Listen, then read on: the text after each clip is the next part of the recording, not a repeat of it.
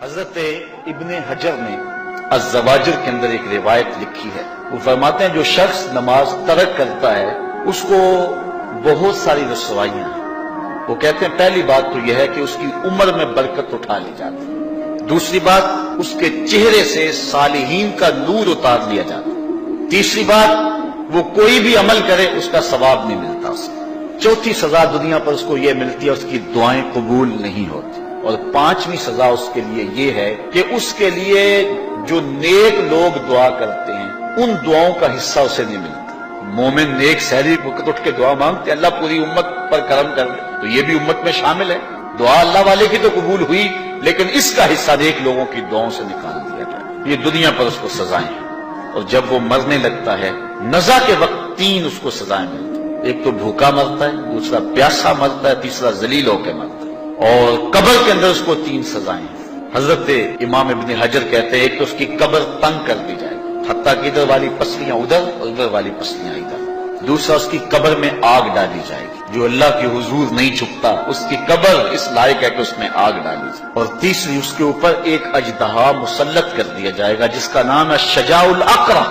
اور جب وہ ڈنگ مارے گا تو 70 گز تک وہ شخص زمین میں دنس جائے گا اور وہ مسلسل یہ ڈنگ مارتا رہے گا، اور کہا کہ تین سزائیں اس کو حشر میں پہنچیں گی، ایک تو اس کا حساب سختی سے لیا جائے گا، دوسرا اللہ تعالیٰ جل شانہ اپنے قہر و غضب کا اس پہ اظہار کرے گا، اور تیسری اس کو سزا یہ دی جائے گی کہ اس کو جہنم میں ڈال دیا جائے گا۔ میں اور آپ آج کی اس بزم میں یہ پختہ عزم کر کے اٹھیں کہ آج ہم خود بھی اور اپنی اولاد کو بھی، اپنے دوستوں کو بھی، میرے والد گرامی فرمایا کرتے تھے جس سے دوستی ہونا اس کی انگلی پکڑ کے دین کی راہ پہ لے آؤ، یہ دوستی کا حق ہے، اس کے لیے آپ بہت کچھ کرتے ہیں لیکن اگر اس کو دین نہیں دیا تو کچھ بھی نہیں دیا۔ کوشش کرو میرا دوست ہو اور جہنم میں جائے۔ والدین بچے کے مستقبل کے لیے کتنی کوشش کرتے ہیں، لاکھوں روپیہ لگاتے ہیں مستقبل ٹھیک ہو جائے، یونیورسٹیوں کے اندر کالجوں کے اندر کتنی بھاری فیسیں بھرتے ہیں، میں نے دیکھا بوڑھا باپ اپنی کمر پہ بوریاں لاد کے مزدوری کرتا ہے، مائیں اپنا زیور بیچ رہی ہیں کہ اولاد پڑ جائے، میاں اتنا کچھ کیوں کر رہے ہو جی مستقبل ٹھیک ہو جائے۔ یہ مستقبل کتنا ہے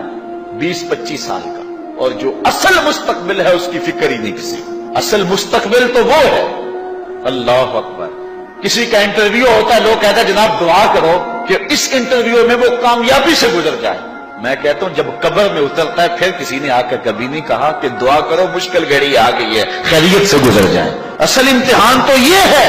اگر اس امتحان سے گزر گیا تو کامیابی اور بامرادی۔ یہ تھوڑا سا مستقبل دنیا کا، اس کے لیے ہم کتنے پیسے لگا دیتے ہیں، سب کچھ اولاد کو آتا ہے، ہر شے فر پڑھتے اور بولتے ہیں، دعائے قنوت بھی نہیں آتی ہوتی، تو ہم اپنی اولاد کے لیے دین کا تحفہ اس کو کبھی نہ چھوڑیں۔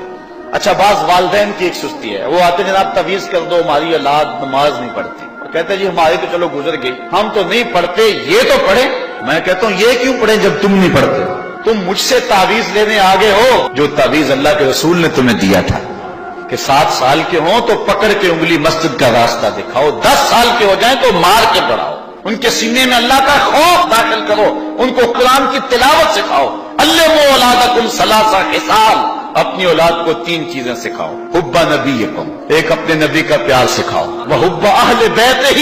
رسول اللہ کے اہل بیت کا پیار سکھاؤ، وتلاوت القرآن، اور قرآن کا پڑھنا سکھاؤ۔